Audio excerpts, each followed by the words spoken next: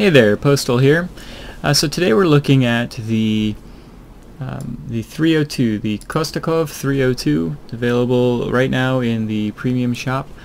You might hear people call it I-302 or a 302P. In game it's just a 302, so if you see it on the enemy or even on your team, you'll know what you're looking at. So what is this plane? Well, it's pretty dissimilar from every other Russian light fighter out there, and why is that? It's because this is all about its speed, and you're going to see it in today's gameplay.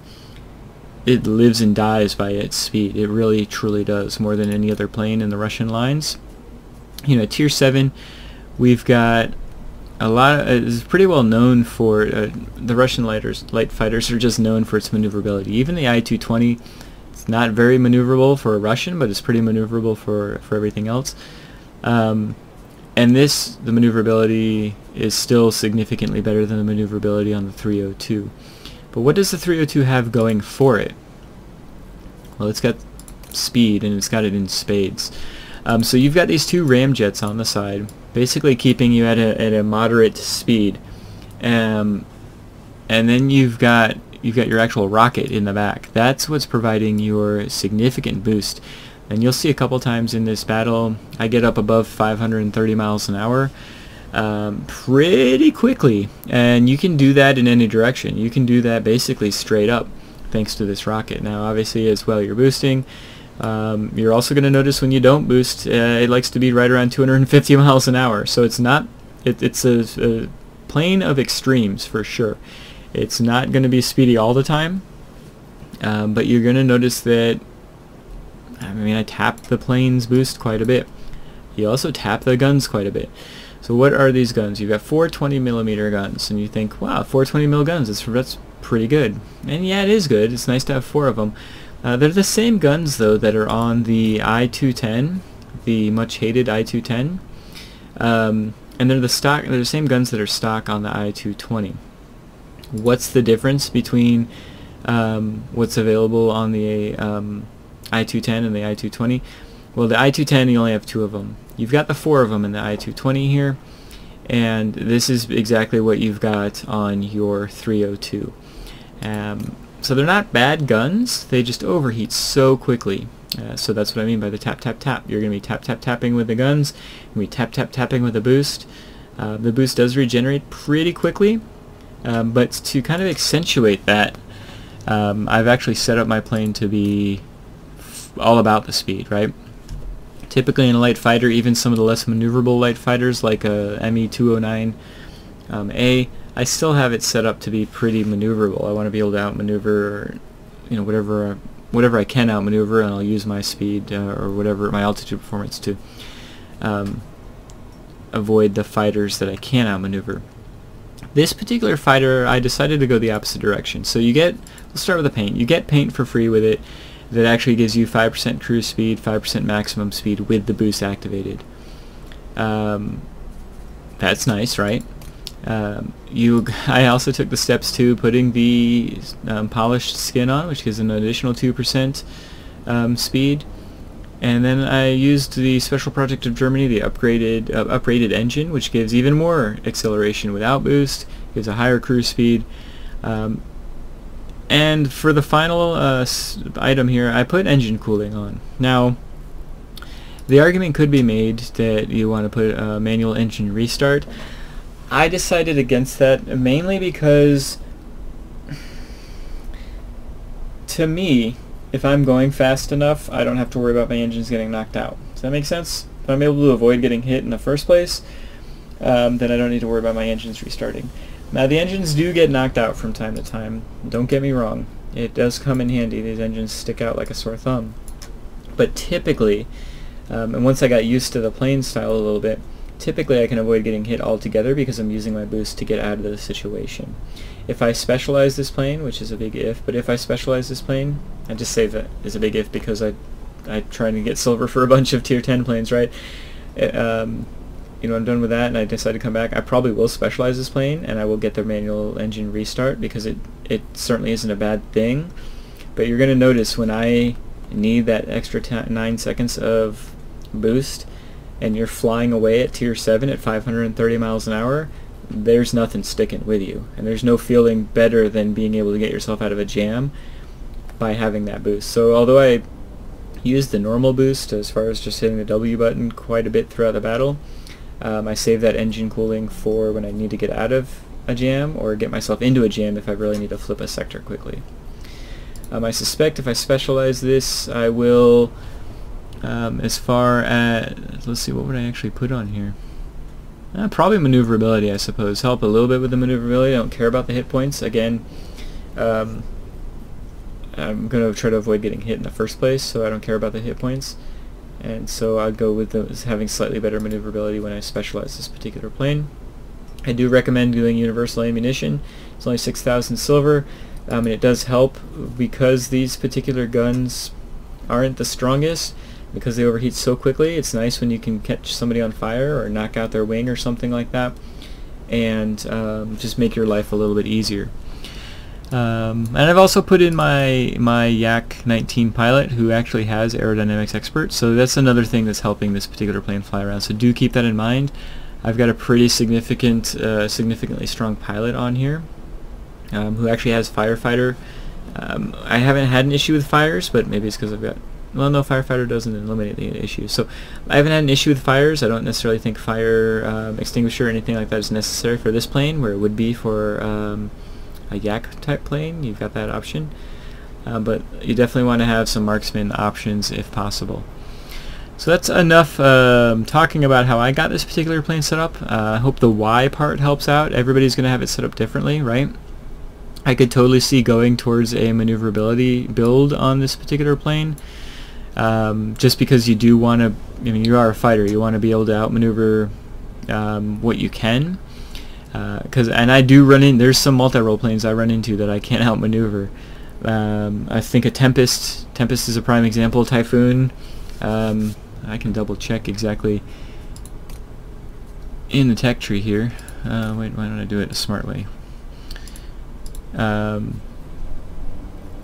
Tempest and the Typhoon for sure can stick with me, can actually outmaneuver me.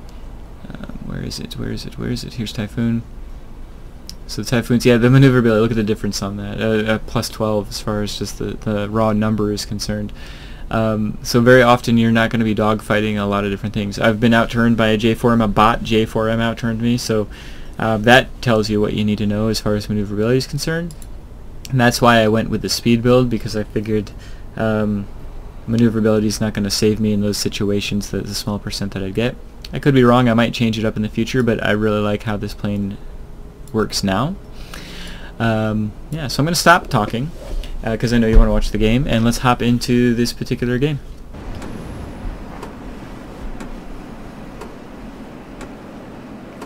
Oh, here we are, Tier 7 battle.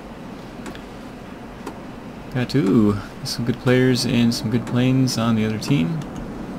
Let's see what we can do. Didn't even look at the map. I'm going to actually head towards the garrisons first. I like to have them kind of weaken themselves a little bit in the center, especially in a plane like this. So if I was in a Yak, yeah, I'd head to the center, right? But I'm not in a very maneuverable plane at all.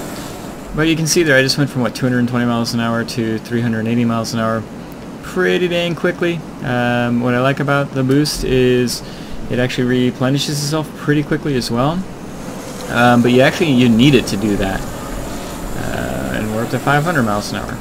So you need it to do that because you're going to notice this plane bleeds speed.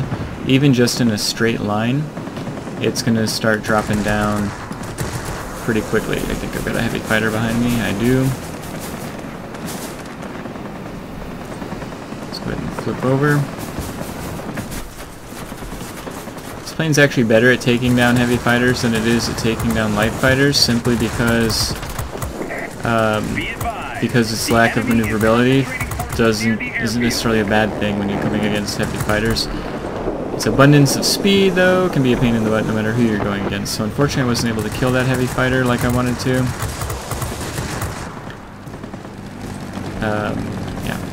So what you're going to notice throughout the gameplay on this particular battle with this particular plane is a lot of tapping, right? tap, tap, tap the boost. I tap, tap, tap the guns. It's because the guns overheat so quickly. Really frustrating that I'm coming at the wrong angles versus these planes. Versus a P frickin' 40.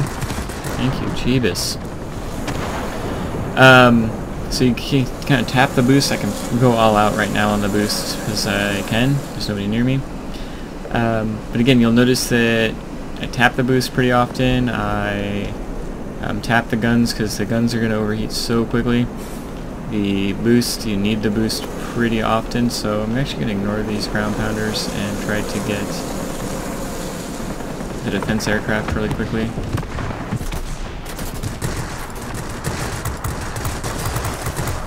If I can, this could be a bad play. We're about to find out. You're going to play this quite like you would an energy fighter, right? You're not necessarily sticking with one target for too long just because your ability to maneuver isn't really going to be there.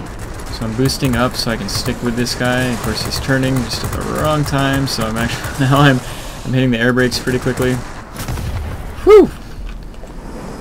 Glad I didn't screw that up. Let's boost over to the other side. I'm gonna stay up here. My indecisiveness is gonna kill me though.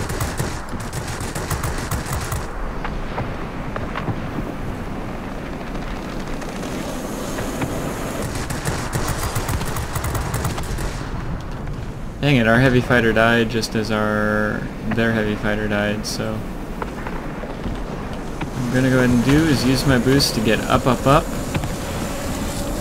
Flip back around. Hopefully these anti-aircraft guns don't knock me out of the freaking sky, because otherwise we should actually have this pretty well flipped in just a second. Good. Oh, fudge it up. There is a heavy fighter. Is it? It's Klaus.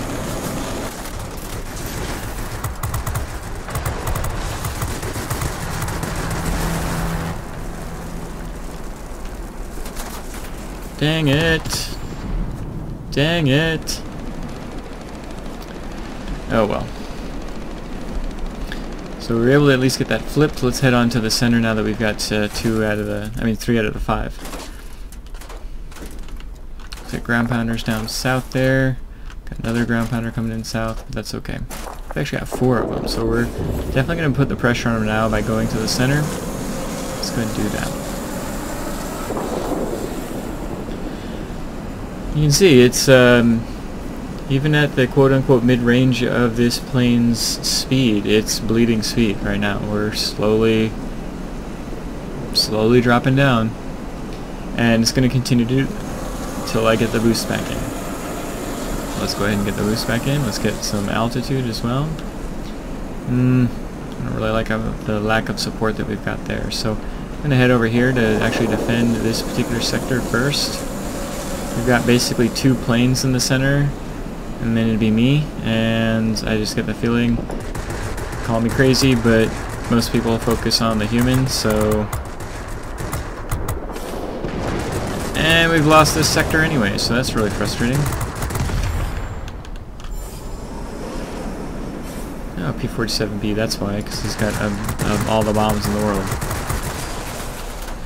So we'll boost away.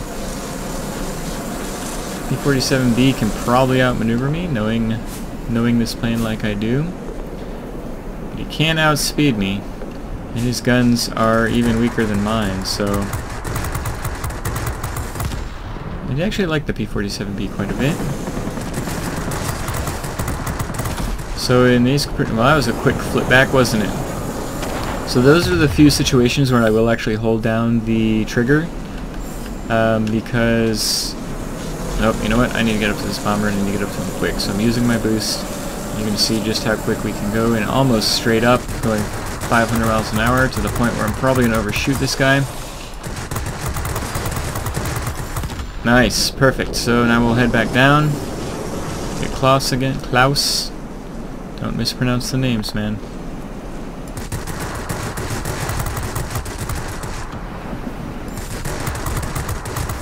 This plane is like a balancing act, right? Sometimes there's going to be... Oop, I need to get the heck out of dodge.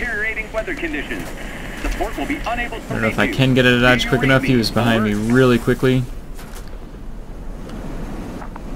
What kind of plane is it? An I-210, 220, so he's got the range. I just need to get the speed on him. And I do have the speed. I think never mind. Trying here. Let's get our boost back. We're gonna keep on keeping on. He's still behind me, but he's slowly losing, slowly trailing away. So I'm actually going to start heading at a slightly upward angle. We cannot support you any longer. Oh crap. The storm is too heavy. How many hit points does he have? Over. So he's way far below me now. Let's go ahead and really get ourselves some boosted up here. Yep, so this I-220, right, that's the Tier 7 standard plane for Russia. The least maneuverable of all the planes, the light fighters. Keep it up. And it can definitely outmaneuver me. But oh my god, I wish I had freaking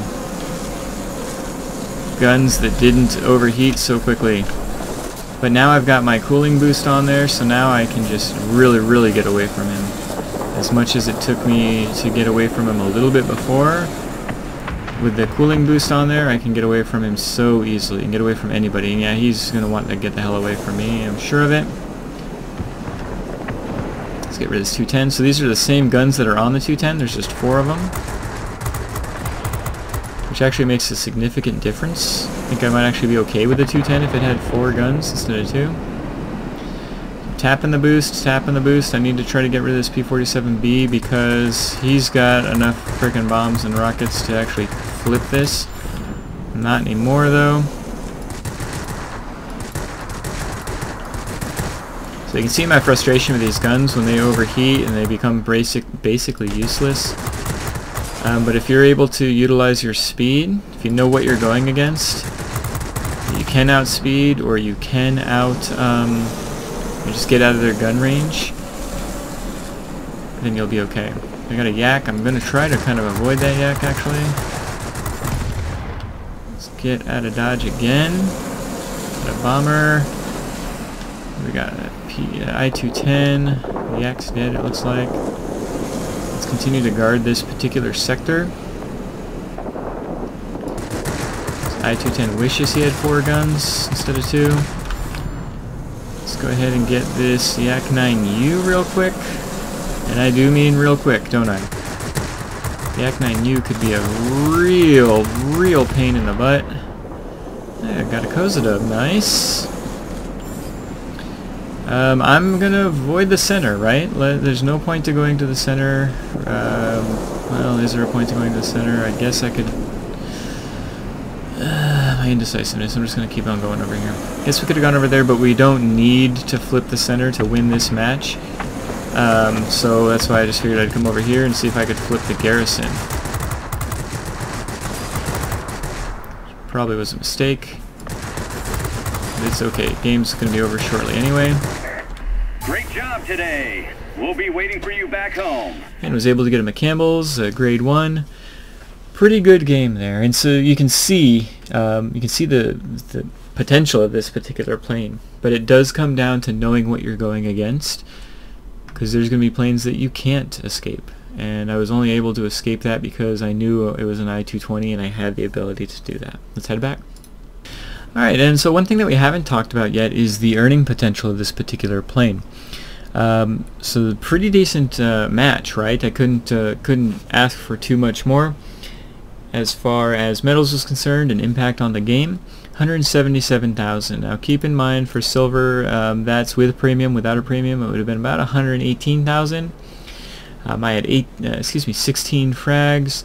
Bunch of capture points. I actually got part 9 of the TU1 mission done. That's great. But it's a tier 7, so if we're buying this particular plane for its ability to earn silver, we're probably buying it for the wrong reason. If you just want to buy a premium plane to get silver, I'd save your pennies for one of the really expensive planes, one of the tier 8 premiums, or continue your grind on there is a completely free Tier 8 plane, premium plane, the Vampire F1. It's a really good Tier 8 plane. I can't wait to actually have it. But you can get that for free. It takes a while to get it, of course, and so I mean, if you want to spend some money on a plane just to earn silver, and so this message just goes to those who are trying to earn silver, you actually want to spend it on a Tier 8 plane, or get the Vampire.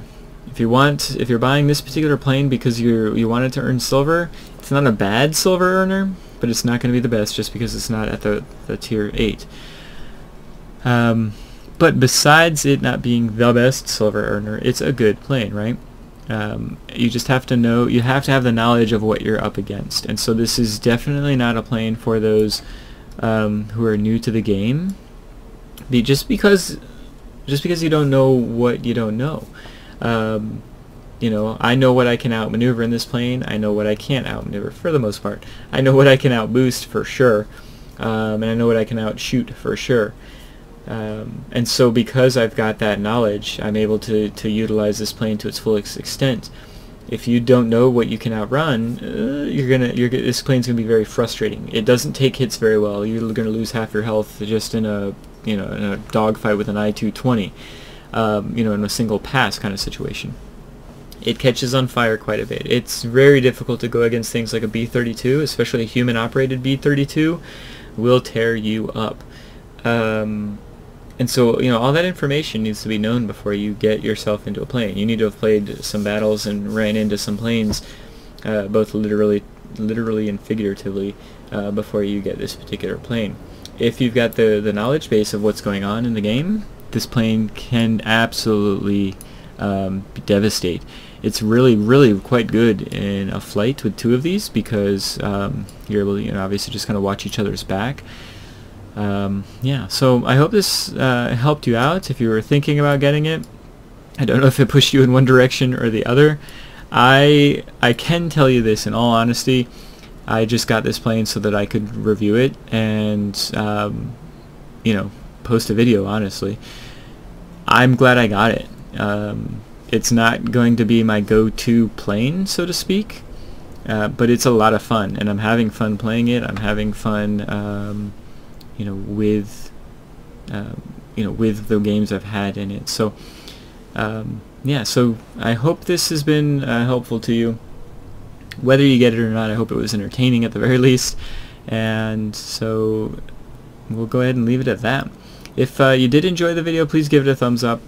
If you didn't, give it a thumbs down. I'm always looking to improve. And if you've gotten the 302, what do you think of it? Has it not quite melded with you yet, or are you kicking even more butt than I'm kicking in it? I hope you've enjoyed the video, and I hope you enjoy the rest of your weekend. Thank you so much for joining me.